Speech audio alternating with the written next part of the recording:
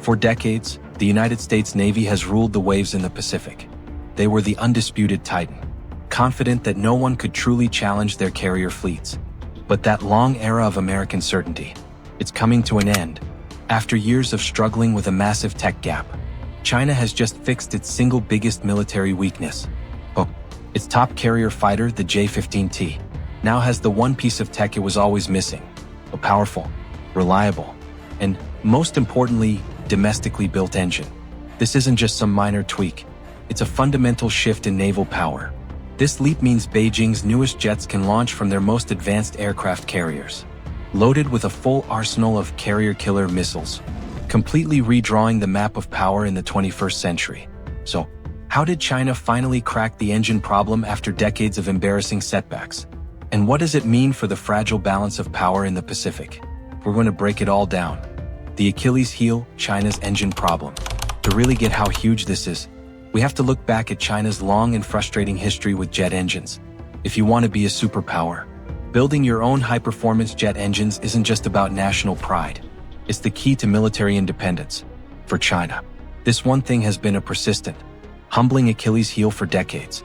A problem so bad they nicknamed it the heart disease of their aviation industry. For years, China's Air Force and Navy completely depended on other countries, mostly Russia, for the engines in their best fighters. The original J-15 Flying Shark flew with Russian AL-31 engines. They worked, but this created a dangerous weak spot. Beijing was at the mercy of Moscow's prices, its delivery dates, and its willingness to sell its best tech. If that supply chain got cut, politically or otherwise, a huge chunk of China's air power could be grounded overnight.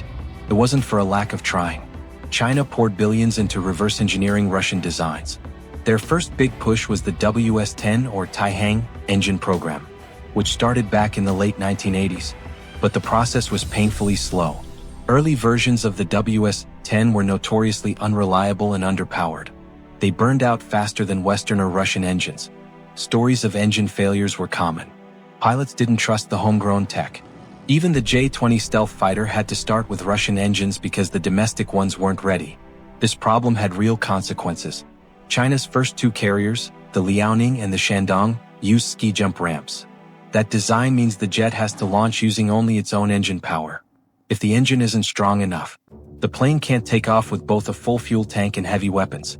For the original J-15s, this meant a painful choice: either take off with a full tank of fuel, or a full load of missiles. But never both. It crippled their combat range, turning them into more of a defensive coastal force. Without a powerful, reliable heart, the dream of a true blue water navy remained just that, a dream.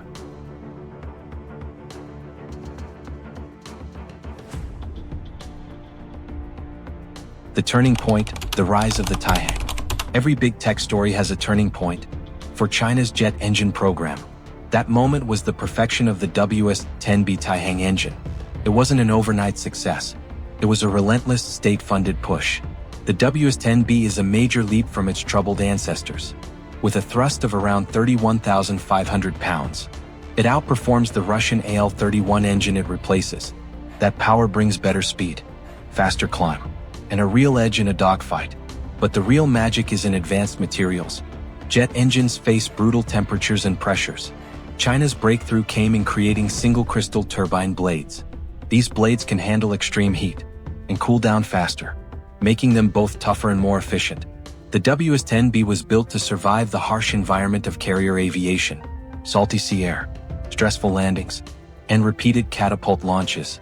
It finally ended China's dangerous reliance on foreign engines.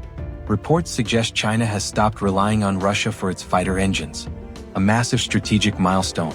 With production now in full swing at the Shenyang Aircraft Corporation, China can build J-15TS at scale. The engine code has been cracked, and this new heart was ready for the perfect body, the J-15T.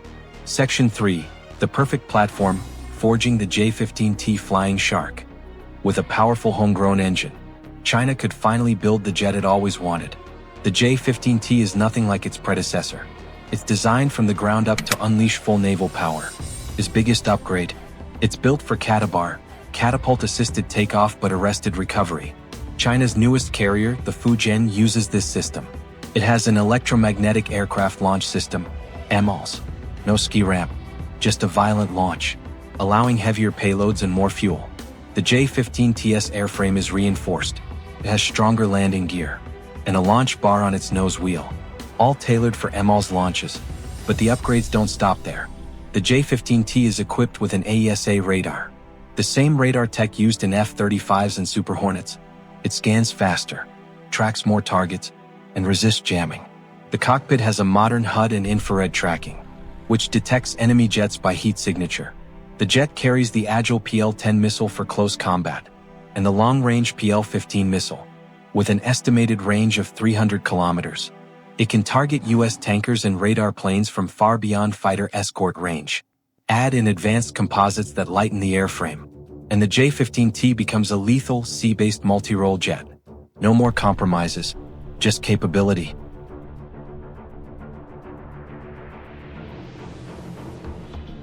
The strategic game changer, a new era of naval power.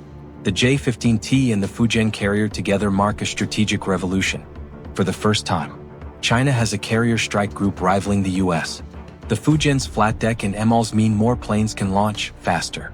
It allows sustained air operations, similar to the US Navy's Tempo. The J-15T is the workhorse, much like the F/A-18. Alongside it flies the stealthy J-35 and the KJ-600 early warning plane. Together they form a modern carrier air wing, with full fuel and full weapons. The J-15T extends China's reach deep into the Western Pacific.